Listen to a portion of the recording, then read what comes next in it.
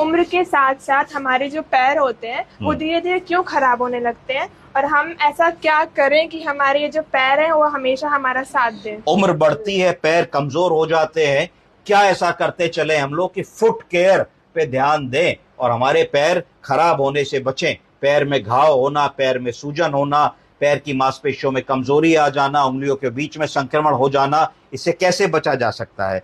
हमको सबसे पहले अपने पैर को प्रतिदिन इंस्पेक्ट करना चाहिए और 2 से 3 मिनट का समय अपने पैरों को जरूर देना चाहिए। उंगलियों के बीच की जगह को, तलवे को और एड़ी को इंस्पेक्ट करके चेक करना चाहिए। किसी प्रकार की खाल में कोई कड़ापन तो नहीं आ रहा है, किसी प्रकार का कोई इन्फेक्शन तो नहीं हो रहा है, दबाने पे कोई दबाव तो नहीं महसूस हो रहा, कोई एरिया लाल तो नहीं है। इन चीजों को करने से हमको अगर कोई भी पैर में समस्या आ रही होगी तो अर्ली स्टेज में पता लग जाएगा।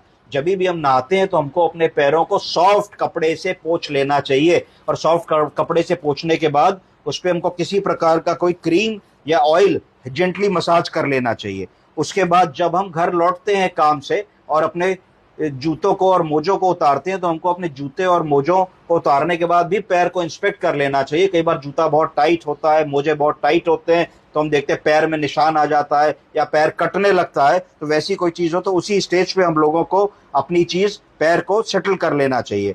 अगर हमको जो है पैर की खाल, एड़ी की, तलवे की, पंजे की कभी रफ लगने लगे तो हमको उसको गुनगुने पानी में 10 मिनट पैर को धो लेना चाहिए, सेक लेना चाहिए, फिर जेंटल सॉफ्ट क्लॉथ से पैर को पोंछ लेना चाहिए और उसमें गरी का तेल लगा लेना चाहिए।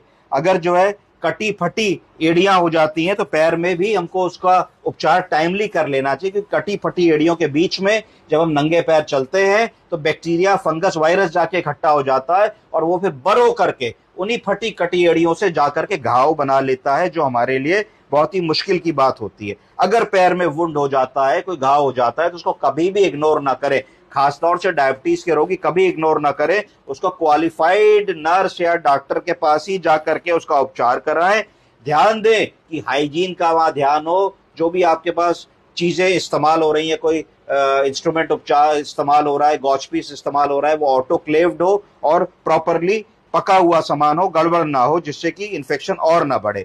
अगर मान लीजिए कि कोई एक पैर में हमको ऐसा लग रहा है कि डिसकलर्ड हो रहा है, एक पैर लाल हो रहा है, एक पैर छूने पे गर्म हो रहा है, एक पैर छूने पे दर्द महसूस हो रहा है, तो इस पैर में इन्फेक्शन की बात दिमाग में आनी चाहिए कि सीवियर इन्फेक्शन हो रहा है। इसको सेल्यूलाइटिस भी कहते हैं, या डीप वेन थ्रोम्बोसिस में भी कई बार ऐसा होता है। तुरंत अपने डॉक्टर के पास जाके उपचार कराएं। अगर पैर की खाल काली पड़ रही है या गाढ़ी लाल हो रही है, स्किन